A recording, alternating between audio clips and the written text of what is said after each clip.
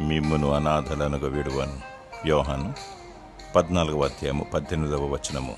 యేసు ప్రభు ధైర్యంగా అభయమిస్తున్నాడు. ఆయన నిత్యుడగు తండ్రి.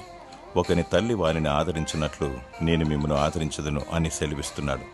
కలువరి శిలువలో వ్రేలాడి రక్తాన్ని చిందించి ప్రాణాన్ని అర్పించి చనిపోయి తిరిగి లేచాడు. ఏ పాపమెరగని యేసయ్య నీ కొరకు నా కొరకు శాపముగా మారాడు. మనలను ధనవంతులుగా చేయుటకు రిక్తునిగా మారాడు. మనకు స్వస్థత మరియు విమోచన అనుగ్రహించుటకు తన పరిశుద్ధ రక్తమును చిందించాడు. రక్షణను నిధిగా ఉంచాడు. నేను నిన్ను విడువను ఎడబాయను అని వాగ్దానాన్ని ఇస్తున్నాడు. అందుకే పరిశుద్ధాత్మని ఆదరణకర్తగా దయచేశాడు. దేవా, నేను పాపినని ఒప్పుకో. దేవుడు నిన్ను క్షమిస్తాడు, నిన్ను దీవిస్తాడు, నీ చేతి పనిని ఆశీర్వదిస్తాడు. సదా దేవుడు నీకు తోడైండునుగాక. ఆమేన్.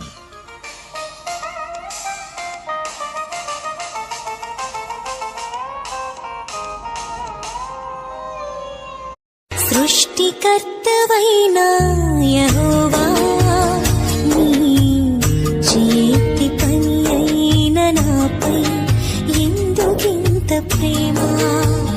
మంటికి రూపమిచ్చిన